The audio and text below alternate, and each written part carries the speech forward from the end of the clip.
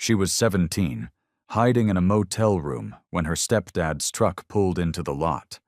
Her fingers shook as she sent one desperate text to a group she barely knew. Stepdad found me. Room 12. In what she didn't know, 99 bikers were already on their way, and they weren't leaving without her. The neon sign outside Motel 6 flickered like a dying heartbeat. Blue, then dark, then blue again. Aisha pressed her face against the cold window glass, watching rainwater streak down in crooked lines. Her breath fogged the pain, and she wiped it away with trembling fingers. That's when she saw them.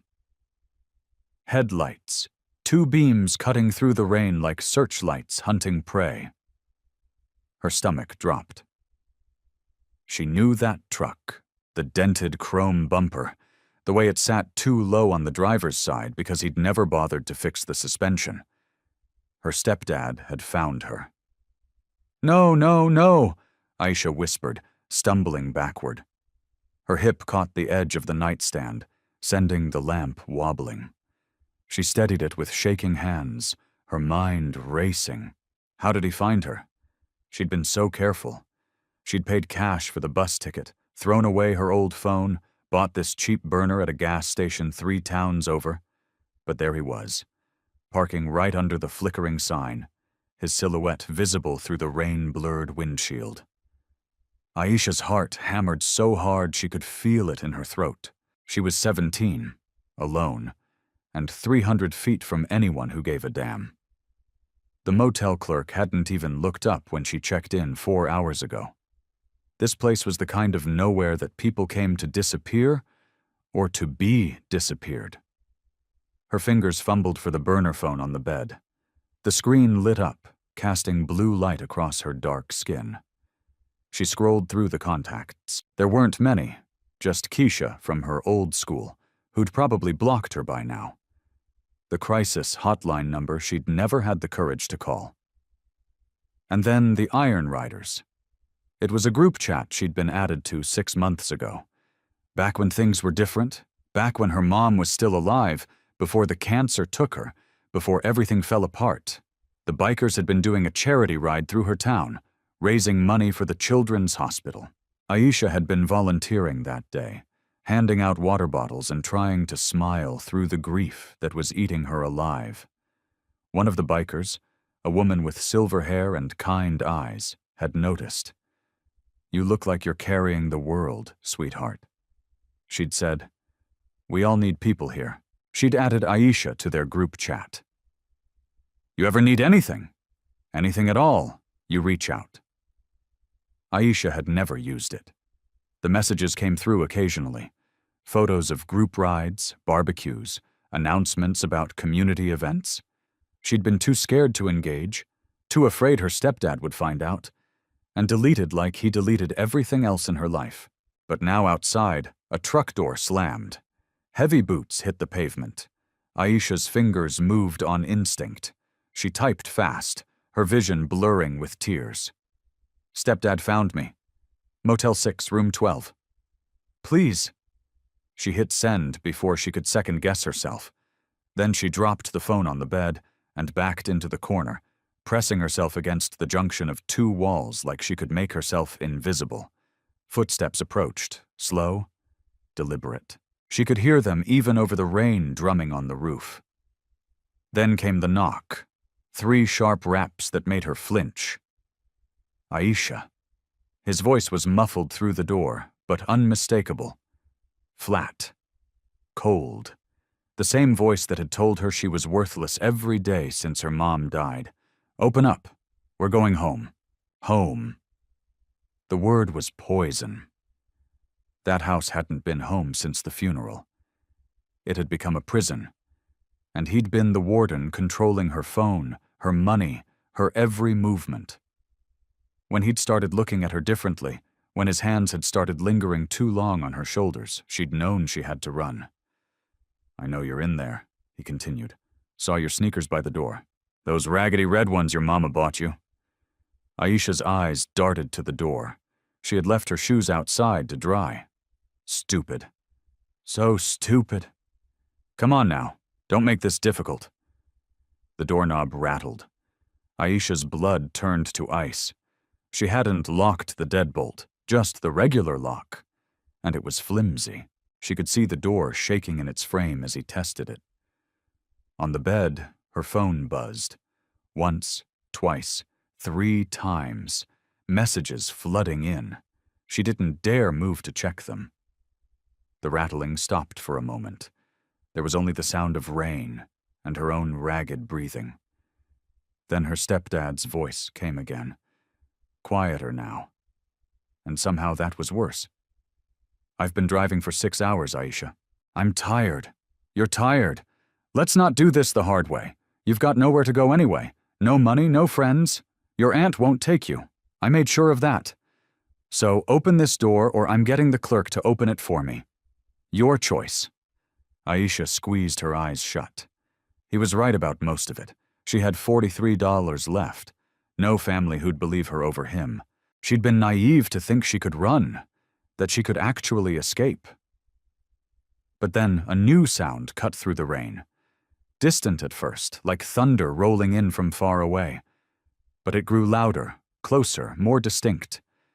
It wasn't thunder, it was engines, lots of them. Her stepdad heard it too. His voice came through the door, confused now. What the hell? Aisha crept toward the window, careful to stay hidden behind the curtain. She pulled back just an edge and looked out. Her breath caught. They were coming down the highway like a storm-given form. Motorcycles, dozens of them, headlights blazing through the darkness. The sound of their engines built into a roar that shook the motel windows. One by one, they peeled into the parking lot. 10 bikes, 20, 30. More kept coming, filing in with precision, forming a semicircle around her stepdad's truck. Rain streamed off leather jackets and gleaming chrome. Their headlights turned the lot bright as day. Aisha's stepdad stood frozen by her door, his face slack with shock. The lead bike stopped directly in front of him. The rider killed his engine and swung off. A tall man with gray in his beard and eyes like flint. He walked forward slowly, deliberately, rain running off his leather vest. The patch on his back read, "Iron Rider's president. You lost, friend." His voice was calm, but there was iron underneath. Behind him, more engines cut out. The sudden silence was deafening. Aisha counted the bikes in the lot, her heart pounding. 99. There were 99 bikers standing in the rain, and every single one of them was staring at her stepdad. Her phone buzzed again. With trembling hands, she picked it up and read the message at the top. "Eagle, sit tight, kid. We got you. You're one of ours now." Eagle stood in the rain like a monument carved from stone, water streaming off his leather vest. Behind him, 98 other bikers formed a wall of chrome and defiance. The parking lot lights reflected off their machines, turning the wet asphalt into a mirror of fire. Aisha's stepdad, Ronald Hayes, tried to recover his composure. He forced a laugh that sounded hollow against the rumble of cooling engines. "This is a private family matter, gentlemen." "My daughter, stepdaughter," Eagle corrected, his voice quiet but sharp as a blade. "And she's not going anywhere with you." Ronald's face darkened. He was a big man used to intimidating people with his size. He puffed out his chest and took a step forward. "Listen here, you don't know what you're getting into. That girl is troubled. She runs away, makes up stories." Like the bruises on her arms, a woman's voice cut through the rain. Sister Ruth stepped forward from the line of bikers. She was 60 if she was a day with silver hair pulled back in a braid and eyes that had seen too much suffering to tolerate lies. Like the way she flinches when men raise their voices. Those kind of stories. Ronald's jaw clenched. "I don't have to explain myself to a bunch of concerned citizens," Eagle finished for him. "That's what we are.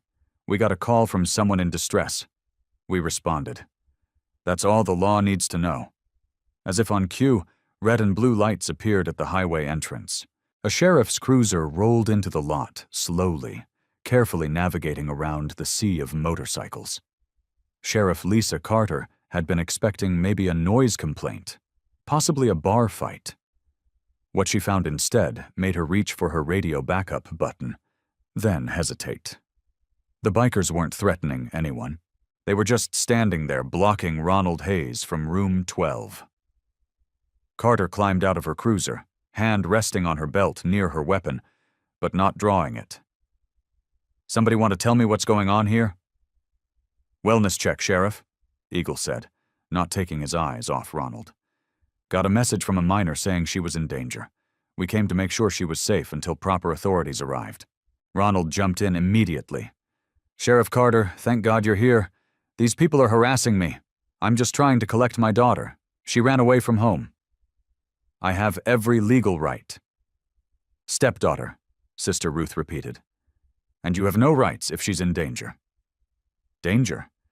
Ronald laughed again, but it was brittle now. "From me?" "I raised that girl, fed her, clothed her, gave her a roof over her head after her mother died." "Room 12, Eagle called out, his voice carrying across the lot. "You okay in there?" Inside the room, Aisha's hands shook as she grabbed the phone. Another message had come through. "Eagle, when the sheriff asks, tell her the truth. All of it. We're not leaving until you're safe." She moved to the door, unlocked it, and opened it just a crack. Every eye in the parking lot turned toward her. Under different circumstances, being stared at by 100 people would have terrified her. But these weren't the eyes of predators. They were the eyes of protectors. "I'm okay," she said, her voice small but steady. "But I don't want to go with him." "Aisha!" Ronald's voice turned sharp. "Get out here right now. Stop embarrassing me." "Why'd you run, miss?" Sheriff Carter asked, ignoring Ronald. She moved closer to her door, positioning herself between her and her stepdad. "Your stepfather says you're troubled." "That true?" This was it, the moment she could speak or stay silent forever. Aisha's voice cracked, but she pushed through. "He hits me. He touches me wrong. After Mom died, he changed." "I tried to tell my aunt, but he got to her first. Said I was lying for attention. I had to run. The parking lot went deadly quiet. Even the rain seemed to soften." Ronald's face went purple. "That's a goddamn lie." "Sheriff, she's been watching too many movies. I never laid a hand on that girl except to discipline her when Eagle's voice was ice, when she talked back, when she didn't clean fast enough, when she existed." "I have rights," Ronald shouted. "She's a minor under my legal guardianship, and I'm an officer of the law," Carter interrupted, her tone shifting. She'd seen the fear in the girl's eyes. "That wasn't acting. And what I'm seeing here is a potential domestic situation that requires investigation. Miss, would you be willing to come down to the station and make a formal statement?" Aisha nodded quickly. "Yes, please. This is—" Ronald lunged toward the door. He didn't make it 2 steps. Eagle moved like lightning for a man his age, stepping directly into Ronald's path. He didn't touch him. Didn't have to. 20 other bikers shifted forward in perfect synchronization, a human wall. "You don't want to do that," Eagle said softly. "Trust me." Ronald looked around wildly. He was surrounded by 99 bikers, one very interested sheriff, and a girl who'd finally found her voice. The odds had shifted completely. "Fine," he spat. "Fine, but this isn't over. I know people. I got lawyers. That girl owes me for 3 years of what?" Sister Ruth asked quietly. "What exactly does a child owe you for providing basic care?" Ronald went silent, realizing he'd said too much. Sheriff Carter gestured toward her cruiser. "Miss, why don't you come with me? We'll get you somewhere safe while we sort this out." But Eagle shook his head. "With respect, Sheriff, we'll take her. We've got a safe house specifically for situations like this." licensed through the state. She'll give her statement in the morning when she's had rest and food." Carter studied Eagle for a long moment, then nodded slowly. "I know your operation, Eagle. Heard good things?"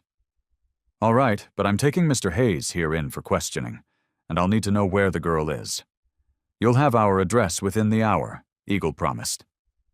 As Carter escorted a furious Ronald to the cruiser, Sister Ruth walked to Aisha's door and smiled gently. "Come on, sweetheart. Let's get you dry." Aisha stepped out into the rain, and 99 engines roared to life in unison. Not a threat, but a promise. She was under their protection now. Morning light filtered through high windows, cutting through the dust motes floating in the air. Aisha woke to the smell of motor oil, coffee, and something baking. For a confused moment, she couldn't remember where she was. Then it came back in a rush. The motel, the bikers, the ride through darkness on the back of Sister Ruth's bike, arriving at a massive garage on the outskirts of town at 2 in the morning. She sat up on the small cot in what had been a storage room. Someone had left clean clothes folded on a chair, jeans, a t-shirt, and a hoodie that smelled like laundry detergent instead of fear. Real clothes, not the raggedy ones she'd been wearing for 3 days straight. When she emerged from the room, she found herself in the main garage bay. It was enormous, big enough for a dozen cars, but currently housing only motorcycles in various states of repair. Tool benches lined the walls. Band posters and road maps covered every available surface. In one corner, a mismatched collection of couches and recliners formed a makeshift living room around an old TV. "Coffee or hot chocolate?" Sister Ruth called from a small kitchen area built into what used to be an office. "And don't say you're not hungry. I heard your stomach from here." Aisha's cheeks flushed. "Hot chocolate, please." The garage door rumbled open, and Eagle rode in on his bike, followed by 2 others.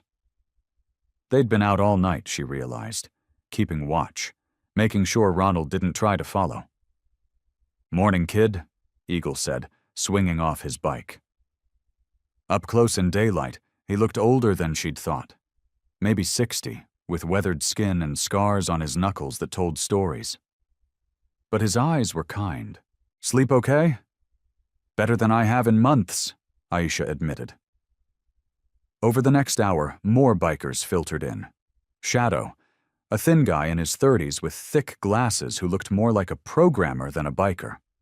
Tank, built like a bear and missing 2 fingers on his left hand. Blaze, a black woman with intricate braids and a laugh that filled the whole garage. They all treated her with a careful respect, like she was something precious that might break if handled wrong. Sister Ruth set a plate in front of her. Scrambled eggs, toast, fresh fruit. Real food. Aisha's eyes stung with sudden tears. "Hey now," Sister Ruth said gently, sitting beside her. "You're safe here. Eat up." Between bites, Aisha's story spilled out. How her mom had died 18 months ago. How Ronald had seemed supportive at first, then controlling. How he'd isolated her from friends, monitored her phone, made her account for every minute. How 3 months ago, things had changed in a way that made her skin crawl. "He started coming into my room at night," she whispered, staring at her plate, just standing there, watching me sleep. Then he'd leave. One night he sat on my bed, touched my hair, said I looked just like my mom did at my age. Eagle's jaw clenched so hard Aisha heard his teeth grind. I started sleeping with a chair against the door. She continued. But then he got angry about it, said I was being disrespectful. That's when I knew I had to leave. "Smart girl," Sister Ruth said firmly. "Trusting your instincts. That takes courage." "But how did he find me?" Aisha asked the question that had haunted her all night. "I was so careful." Shadow looked up from his laptop in the corner. "I've been wondering that too. Mind if I check your phone?" Aisha handed over her burner. Shadow plugged it into his computer and started typing rapidly. After a minute, he cursed under his breath. "What is it?" Eagle asked. "Your stepdad's got connections," Shadow said slowly, turning the laptop screen. "This phone? It was purchased with cash." "Yeah, but look at the activation records. Someone flagged it in the system. There's tracking software buried in the SIM card itself. Military-grade stuff. Not something a regular civilian should have access to." The room went very quiet. "What are you saying?" Aisha asked. "I'm saying your stepdad's into something bigger than being an abusive piece of shadow caught himself. He's connected, and whatever he's running, he's got resources." Eagle exchanged a look with Sister Ruth. "What kind of business is he in, Aisha?" "Officially, he runs a salvage yard." Aisha said Hayes's Auto Salvage says he buys wrecked cars and sells the parts. But what he'd get calls at weird hours, 2, 3 in the morning, and sometimes trucks would come in the middle of the night. I'd hear them from my bedroom, these big rigs backing up to the warehouse. Once I asked him about it, and she touched her cheek, remembering he didn't like questions. Shadow's fingers flew across his keyboard. Hayes's Auto Salvage. "Let me just..." He pulled up tax records, business licenses, property deeds. His eyes widened. "Holy hell! This place grossed $3 million last year for a small-town salvage yard. No way that's legitimate." "Chop shop," Tank suggested. "Bigger," Shadow muttered, diving deeper into databases Aisha suspected weren't entirely legal to access. "Look at these transfer records. Vehicles coming in from all over. Accident reports don't match VIN numbers. Some of these cars are reported stolen in other states." Eagle leaned over Shadow's shoulder, his expression darkening. "He's running a theft ring." "Not just theft," Shadow said, pulling up shipping manifests. "He's moving them, falsifying titles, re-vinning stolen vehicles, selling them across state lines. This is organized crime. And if he's got access to tracking tech, like what was in Aisha's phone..." He paused. "He's either working with or paying off someone in law enforcement or federal agencies. The implications hung heavy in the air." "We can't just protect her," Sister Ruth said quietly. "If he's this connected, he'll keep coming, and he'll use the law to do it." Eagle straightened up, his decision made. "Then we don't just defend. We dismantle his whole operation." "How?" Aisha asked. Eagle smiled, but it wasn't friendly. "We expose him. Every vehicle, every falsified document, every dirty connection. We burn his empire down, not with violence, but with truth." He looked around at his crew. "Who's in?" Every hand in the garage went up. Ronald Hayes sat in his lawyer's office, fury radiating off him like heat. His knuckles were white as he gripped the arms of the leather chair. 99 bikers, he spat. 99 criminals interfered with my legal guardianship. And you're telling me there's nothing we can do? Harold Vance, attorney at law, adjusted his glasses carefully. "Ronald, they didn't technically break any laws. They responded to what they claim was a distress call. The girl went willingly with them to a licensed safe house. Sheriff Carter verified the location. Legally there. I don't care about legally." Ronald slammed his fist on the desk. "That girl knows too much. She's been in my house, in my office. If she starts talking, then we discredit her first." Vance interrupted smoothly. "That's what I'm proposing. We control the narrative before she can." 2 hours later, the first post went live. It was on a local community Facebook group, a carefully worded plea from a concerned father whose troubled stepdaughter had been kidnapped by a motorcycle gang. The post included a photo of Aisha from her mom's funeral, eyes red from crying, looking vulnerable and lost. "My stepdaughter Aisha has a history of running away and making false accusations for attention." The post read, "She's a troubled teen who's been struggling since her mother's death. Now a dangerous biker gang called the Iron Riders has taken her, and the authorities won't help. Please share this and help me bring her home safely. Within an hour, it had 200 shares.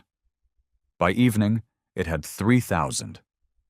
The comment section exploded. Some people defended Aisha, but others, too many others, bought Ronald's story completely. Those biker gangs are all criminals. That poor man just trying to help his daughter. Someone needs to investigate this Iron Riders group. Then came the news vans. Channel 5 showed up at the garage the next morning, camera crew in tow. Eagle refused to comment, which only made them look guilty. By noon, the story was on 3 local stations. Biker gang accused of harboring runaway teen. Inside the garage, Aisha watched the coverage with growing horror. "This is my fault. I'm ruining everything for you." "Stop," Sister Ruth said firmly. "This is his fault. He's a manipulator, and this is what they do. They twist reality until victims blame themselves." But the damage was spreading. The Iron Riders charity sponsors started calling nervous. The community center where they volunteered asked them to take a break until things settled down. Parents who'd been fine with their kids at Iron Riders events suddenly weren't returning calls. Shadow burst into the garage, his laptop under his arm. "It gets worse. Check this out." He pulled up a website, one of those anonymous citizen journalism blogs that trafficked in conspiracy theories. Someone had written an entire expose on the Iron Riders, painting them as a criminal organization involved in drug trafficking, money laundering, and now child abduction. "This is all lies," Blaze said, reading over his shoulder. "We run charity rides. We help domestic violence survivors. We've never—" "Doesn't matter," Shadow said grimly. "It's online now. And look at the comments. People are eating it up." Eagle read through the blog post, his jaw tight. Every legitimate thing they'd built over 15 years was being dismantled in real time. Their reputation, their community standing, their ability to actually help people, all of it crumbling because of one man's lies. "He's smart," Shadow muttered. "He's not threatening us physically. He's destroying us socially. Even if we prove Aisha's telling the truth, the stink of this will stick. We'll always be that biker gang that was accused of kidnapping." Tank cracked his knuckles. "So we ride over there and no," Eagle said sharply. "That's exactly what he wants. One of us lays a hand on him, and we prove every lie he's told. We become the monsters he's painted us as." "So, what do we do?" Aisha asked, her voice small. "Let him win?" Eagle looked at Shadow. "You said you found something yesterday about his business. Can you prove it?" Shadow nodded slowly with time. "Yeah, his records are sloppy. Probably because he never expected anyone to look. Give me access to his systems and I can map his entire operation." "How do we get that access?" Sister Ruth asked. A smile crept across Shadow's face. "We don't need physical access. Ronald has security cameras all over his salvage yard. I've seen the feeds. They're connected to the internet, which means if I can breach his network, you can see everything he's doing." Eagle finished. "More than that," Shadow said, warming to the idea. "I can access his computers, his files, his communications. Everything that's illegal," Tank pointed out. "So is running a stolen vehicle operation," Shadow countered. "So is bribing officials and falsifying federal documents. Question is, do we play by rules he's already broken? Or do we let him destroy us and keep hurting people?" The garage fell silent. This was a line they'd never crossed before. The Iron Riders operated in the light. Charity work, community service, legitimate business. What Shadow was proposing would push them into shadows. Aisha spoke up, her voice stronger now. "He has filing cabinets in his office, locked ones. He'd threatened to break my fingers if I ever touched them. Whatever he's hiding, it's in there." Eagle looked around at his crew. "This isn't a vote. Anyone uncomfortable with this walks away. No judgment. But I'm going after him. He's not just threatening us anymore. He's threatening every kid we might help in the future. If we let him win, we're done. The Iron Riders become nothing. One by one, They nodded. All right, Eagle said. Shadow, your point on this. Start mapping his operation. Find everything. The stolen vehicles, the money trails, who he's paying off. We need evidence so solid that even his lawyer can't spin it. What about the court hearing? Sister Ruth asked. Aisha's got a custody hearing scheduled for next week.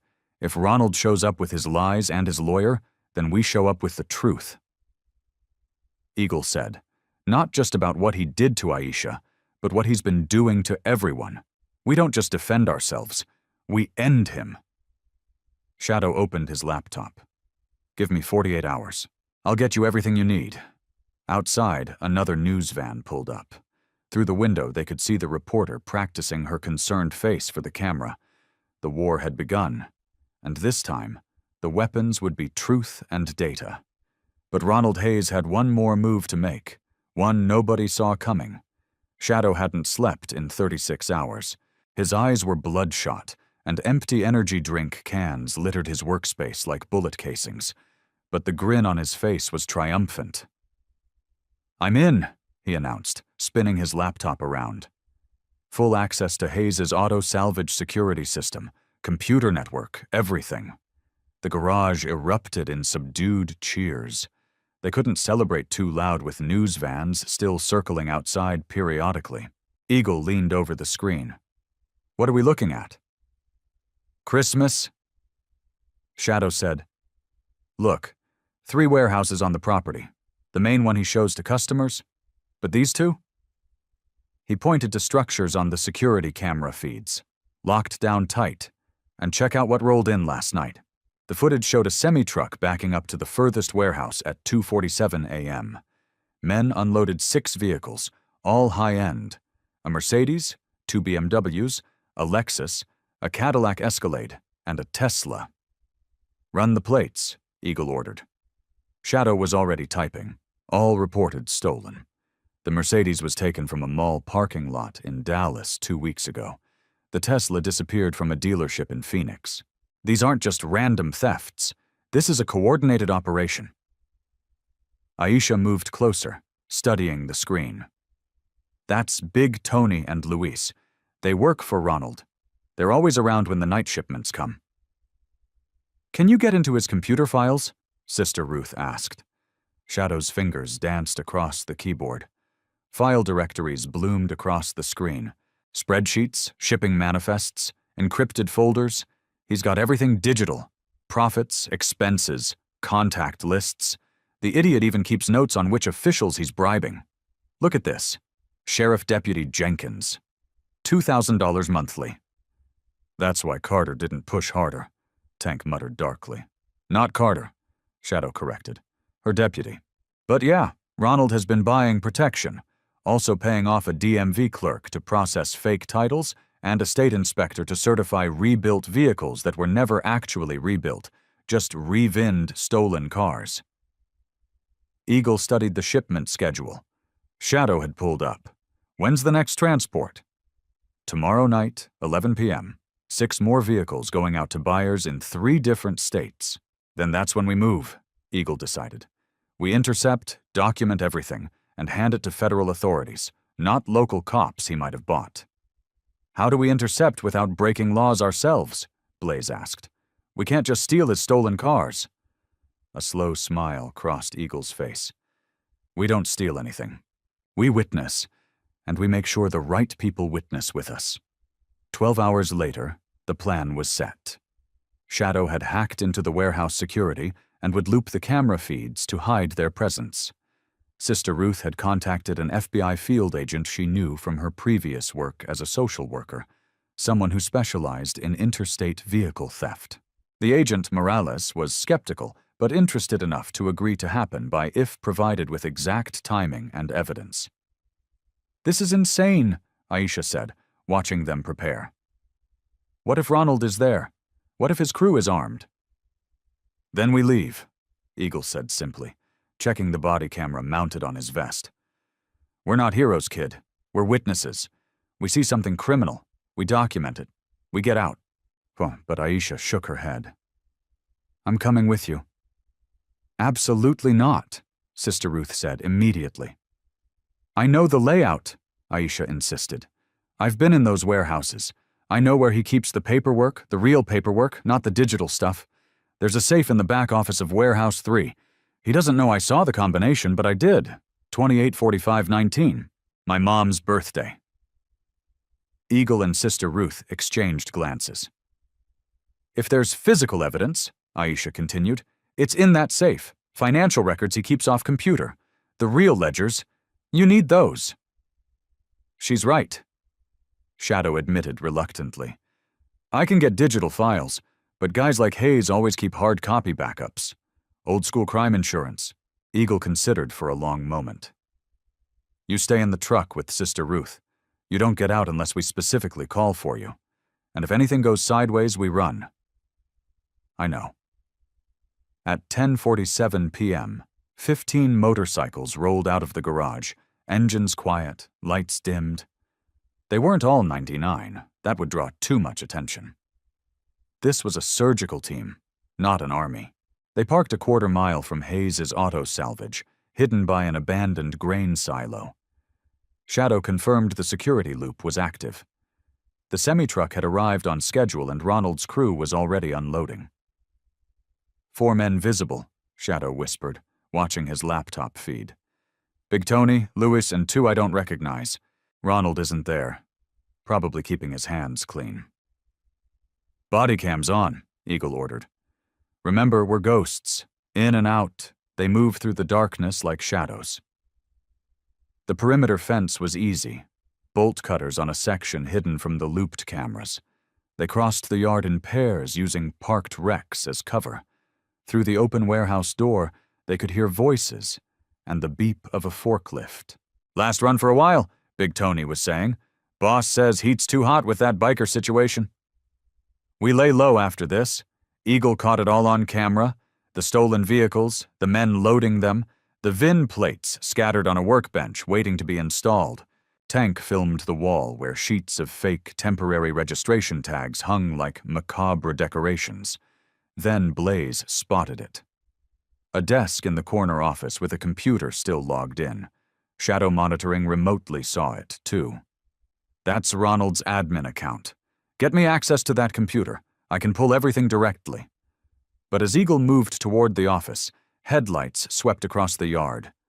A truck was pulling in. Ronald's truck. "Abort," Tank whispered. Eagle's jaw set. They were so close. "Aisha, that's safe. Is it in the warehouse office or the main building?" Her voice crackled through the radio. "Warehouse 3. Where you are now." "Shadow, how long to crack a safe?" "Are you serious right now?" Shadow hissed. The truck doors slammed. Ronald's voice carried across the yard, angry about something. 30 seconds, Eagle said. "That's all I need." He moved fast, slipping into the back office while Ronald was still 50 yards away, arguing with Big Tony. The safe was behind a calendar, exactly where Aisha said. His fingers spun the dial. 284519.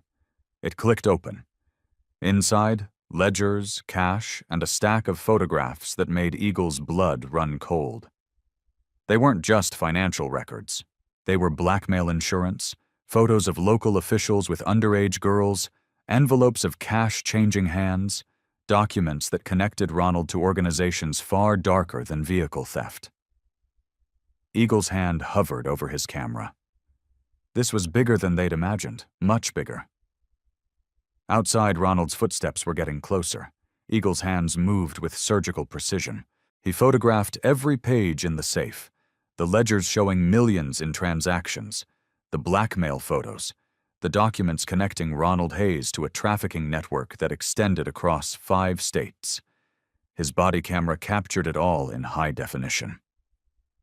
Ronald's voice grew louder outside. "Don't care what the schedule says.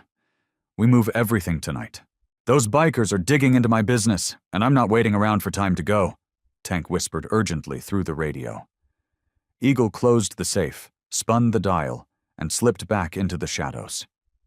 The bikers retreated the same way they'd come, silent, invisible, leaving no trace they'd ever been there.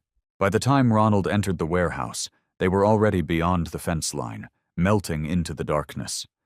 Back at the grain silo, Eagle's hands were shaking as he downloaded the footage from his camera. Not from fear, from rage at what he'd seen. "What was in there?" Sister Ruth asked. "Hell," Eagle said quietly. "Proof that Ronald Hayes isn't just a car thief. He's running girls, teenagers. The salvage business is a front for something much worse." The truck went silent. Aisha's voice was barely a whisper. "What?" Eagle looked at her, his expression softening.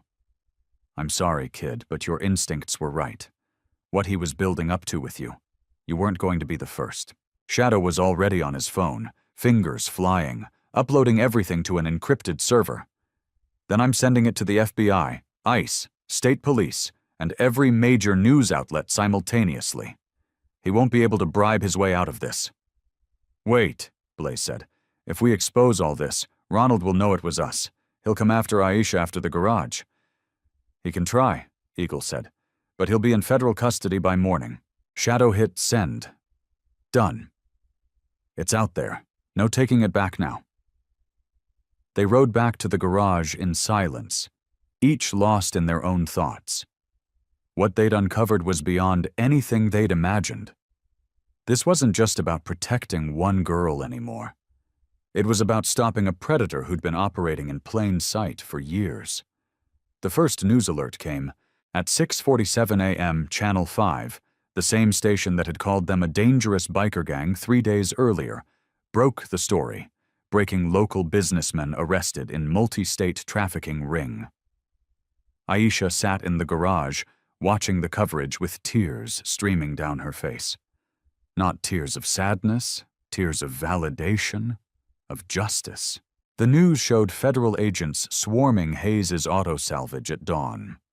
Ronald was led out in handcuffs, his face purple with rage, shouting about his lawyers and his rights. Big Tony and Luis were arrested alongside him.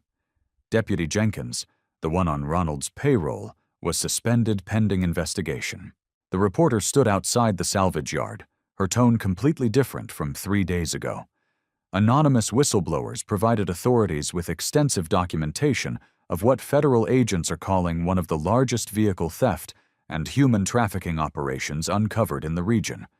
Documents show Hayes falsified thousands of vehicle titles while simultaneously running what investigators believe was a trafficking network targeting vulnerable teenagers. Shadow refreshed his news feeds. "It's everywhere. CNN just picked it up. So did the Associated Press. This is national now." By noon, the full scope was public knowledge.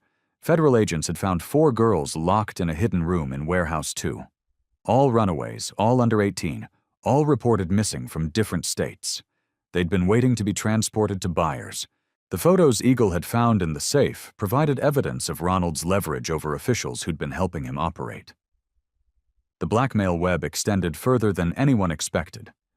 A county judge, 2 state legislators, the head of a local youth outreach program that Ronald had been using to identify vulnerable targets.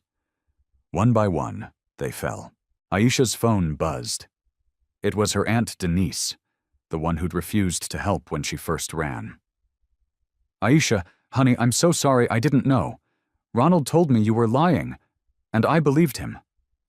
I should have listened. Can you ever forgive me?" Aisha stared at the message for a long moment before responding. "I'll think about it." By evening, the narrative had completely flipped. The same Facebook groups that had shared Ronald's concerned father post were now sharing articles about the Iron Riders' role in exposing him. Someone had leaked that they were the anonymous whistleblowers. The comment section transformed overnight. "These bikers literally saved lives. We owe them an apology. The Iron Riders are heroes." Channel 5 issued a public correction and apology. The community center called, asking if they'd consider coming back to volunteer. Sponsors who'd abandoned them were suddenly eager to renew partnerships. But inside the garage, there was no celebration. Eagle gathered his crew. 4 girls were rescued today. 4 lives saved. But Ronald had records going back 7 years. How many did we miss? How many girls did he move before we stopped him? The weight of that question settled over them. We can't save everyone, Sister Ruth said gently. But we saved the ones we could, including Aisha. Aisha stood up, her voice steady. Those 4 girls, can I meet them? I want them to know they're not alone, that there are people who will fight for them. Eagle smiled for the first time all day.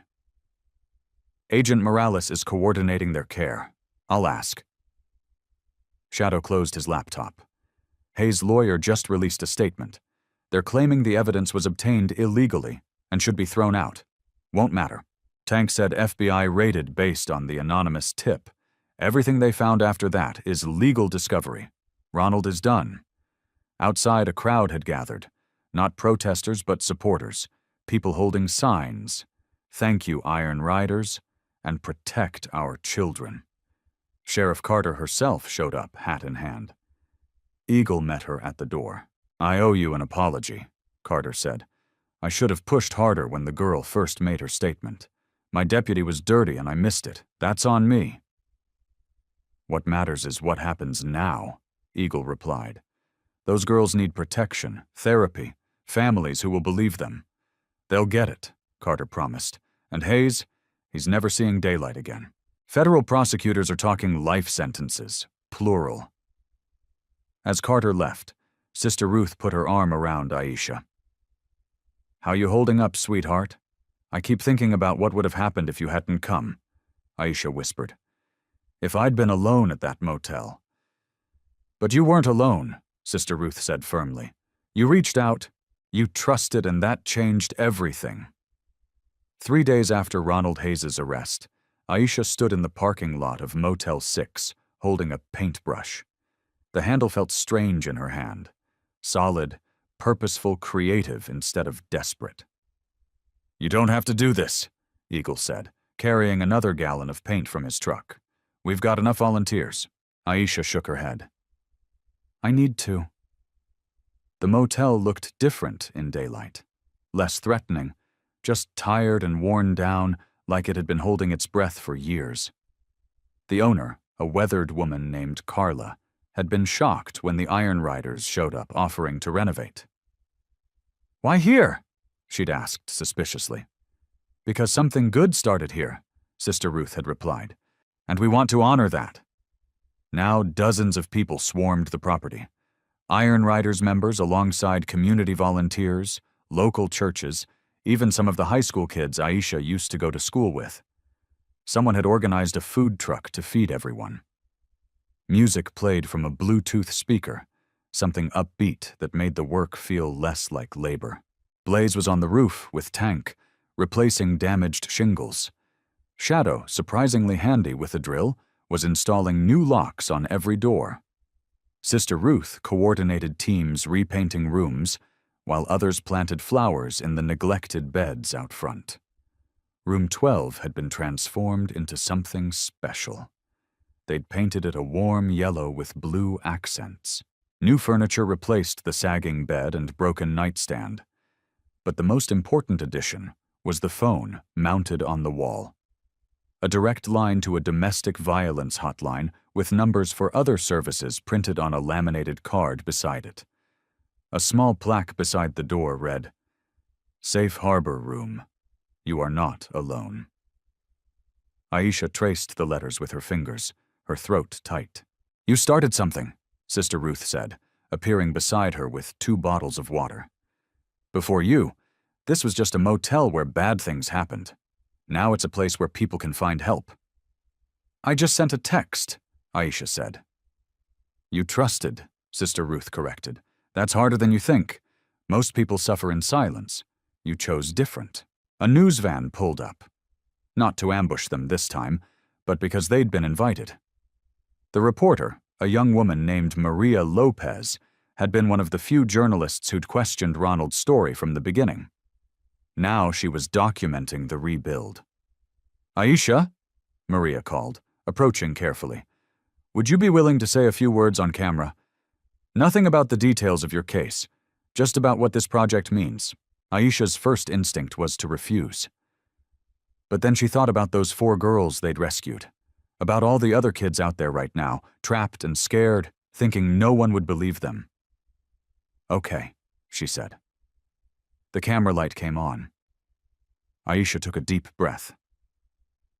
3 weeks ago, I was hiding in room 12, terrified. I sent a text message to people I barely knew asking for help. And they came. 99 bikers who didn't have to care, but did. Her voice grew stronger. This motel represents something important.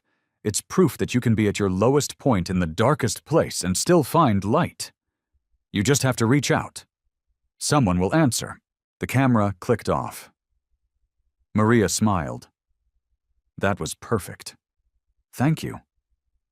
As the day wore on, something unexpected happened. People started approaching the bikers, not to gawk or judge, but to share their own stories. A middle-aged man told Eagle about escaping an abusive father 30 years ago. A college student confided in Blaze about leaving a violent relationship. A grandmother tearfully thanked Sister Ruth for giving her granddaughter hope that adults sometimes actually helped. "We've been doing charity rides for 15 years, Tank said later, taking a water break. Raised thousands of dollars. But this feels different." "Because it's personal," Eagle replied, watching Aisha laugh at something Shadow had said. "We saved one kid, and in saving her, we reminded everyone what community is supposed to look like." Sheriff Carter showed up in the afternoon, this time in civilian clothes. She found Eagle caulking windows. "Thought you should know," Carter said. "Ronald's lawyer tried to get bail. Federal judge denied it. Called him a flight risk and a danger to the community. He's not going anywhere." "Good. Also, those 4 girls, they're doing better. 2 were reunited with family. The other 2 are in specialized foster care. Agent Morales says they're getting trauma therapy, and they're safe." Carter paused. "Because of what you did. Because Aisha was brave enough to ask for help," Eagle corrected. Carter looked around at the work being done. "You know, I spent 20 years in law enforcement thinking I understood what protecting people meant. But this," she gestured at the volunteers, "the fresh paint, the transformed motel. This is what it actually looks like." As sunset approached, they gathered for a group photo. Bikers, volunteers, Carla, the motel owner, even Sheriff Carter. Aisha stood in the center, flanked by Eagle and Sister Ruth, holding a paintbrush like a sword. "Say, Iron Riders," the photographer called. "Iron Riders!" everyone shouted. Later, as they packed up tools, a car pulled into the lot. A woman got out, thin, nervous, with a black eye poorly covered by makeup. She approached Sister Ruth hesitantly. "Is it true?" she asked quietly. "What I saw on the news about the safe room?" Sister Ruth's expression softened immediately. "It's true. You need help?" The woman nodded, tears starting. "My boyfriend. I don't know where else to go." "You came to the right place," Sister Ruth said, putting an arm around her shoulders. "Let's get you somewhere safe." As Sister Ruth led the woman toward room 12, Eagle watched with quiet satisfaction. This was it, the ripple effect. One act of courage inspiring another, then another. Aisha appeared beside him, paint splattered and exhausted, but smiling. "We did good today." "We did," Eagle agreed, "and we're not stopping here. There are other motels, other towns, other kids who need to know someone's got their back." "The Iron Riders Protection Project," Shadow suggested, joining them. "We could establish safe rooms at motels across the region, train staff to recognize signs of abuse, create a network." "I like it," Blaze said. Eagle looked at his crew, this family he'd built from broken people who'd found purpose in helping others. "Then that's what we do. We ride for those who can't." As they loaded the last of the equipment, Aisha took one final look at room 12. The door was freshly painted blue, with the safe harbor plaque gleaming in the fading light. She'd walked into that room 3 weeks ago, convinced she was alone in the world. She was walking away knowing she never would be again. 2 weeks later, Aisha stood at the edge of the garage parking lot, a duffel bag at her feet, and butterflies in her stomach. The morning sun painted everything gold, and she could hear the sound of engines warming up behind the building. Sister Ruth emerged from the garage office with paperwork in hand, enrollment forms for East Ridge High, transfer records, and legal guardianship documents that had been finalized 3 days ago. "Ready?" Sister Ruth asked. Aisha nodded, though she wasn't sure. East Ridge was 4 hours away, a fresh start in a town where nobody knew her story, where she could just be a regular 17-year-old finishing high school. Sister Ruth had family there, a cousin who ran a foster care network specializing in trauma survivors. It was the best possible situation. So why did leaving feel so hard? "You're allowed to be scared," Sister Ruth said gently, reading her face. "New schools are terrifying, but you're also allowed to be excited. This is your life now, Aisha. Yours, not his. Not anyone's but yours." The garage door rumbled open, and Aisha's breath caught. Motorcycles rolled out one by one, forming up in the lot. Not just 15 this time, not just 30. They kept coming. A river of chrome and leather, engines rumbling like thunder, promising rain.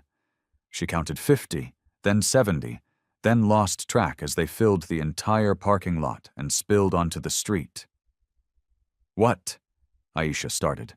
Eagle appeared, wearing his Iron Rider's vest and a smile that crinkled the corners of his eyes.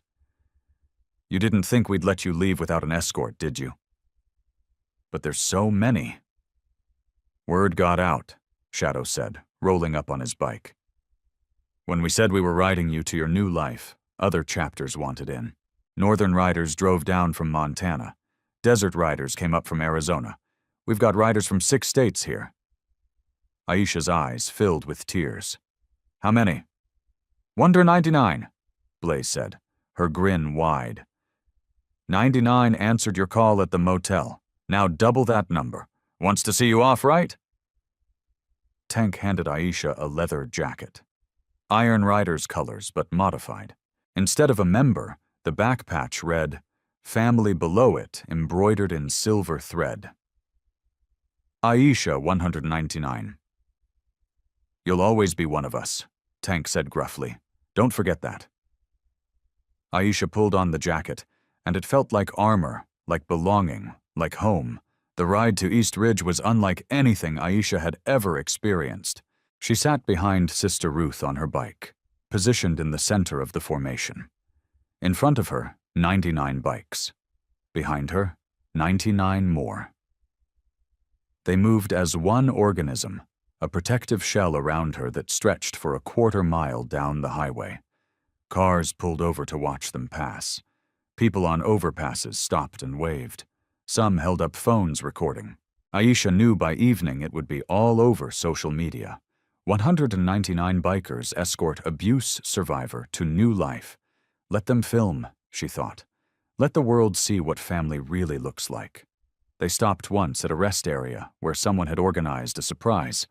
The 4 girls rescued from Ronald's warehouse were there with their caseworkers. When they saw Aisha, their faces lit up with recognition, not from meeting but from shared experience. "You're her," one girl said. "Maybe 15, with haunted eyes. The one who sent the text." "I'm just Aisha," she replied. "You're the reason we're free," another girl said. "The agents told us. If you hadn't been brave enough to ask for help, they never would have found us." They hugged, 5 survivors holding each other while 199 bikers formed a protective circle around them, making sure the moment stayed private and sacred. As they prepared to ride again, Agent Morales approached Eagle. The trial scheduled for January. Ronald is facing 73 counts across federal and state charges.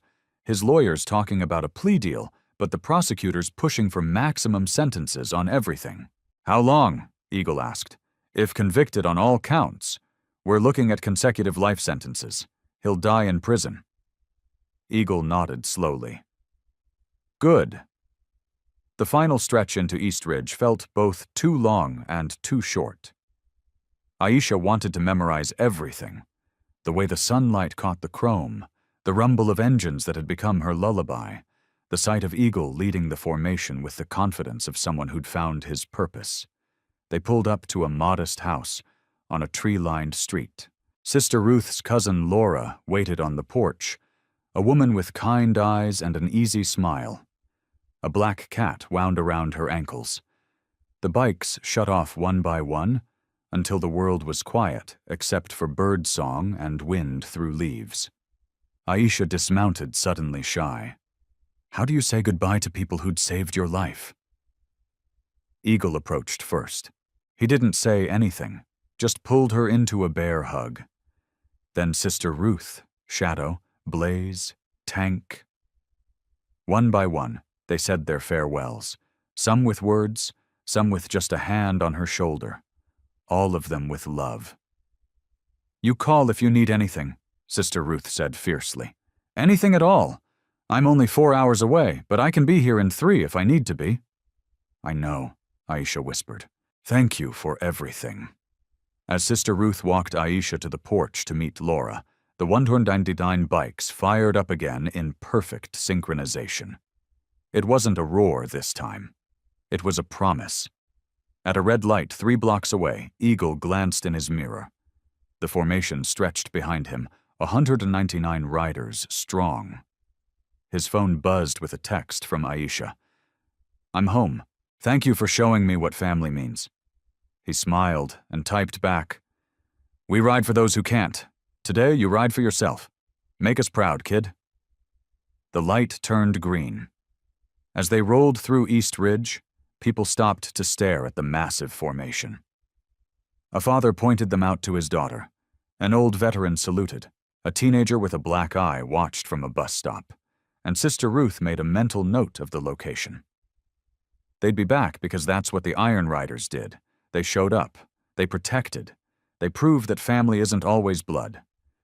Sometimes it's 99 strangers on motorcycles who hear a desperate text and decide to answer. Sometimes it's 199 lights cutting through the darkness. And sometimes that's all it takes to change everything. 6 months later, Aisha graduated high school with honors. She enrolled in social work at the local college, determined to help others the way she'd been helped. At her graduation, 199 bikers sat in the audience wearing their finest, hooting and hollering when her name was called. Ronald Hayes was convicted on all 73 counts. He received 4 consecutive life sentences with no possibility of parole. The Iron Riders Protection Project expanded to 43 motels across 7 states. They rescued 22 more victims in the first year alone, and every single person who called for help got the same response. The roar of engines, the flash of chrome, and the promise that they were no longer alone.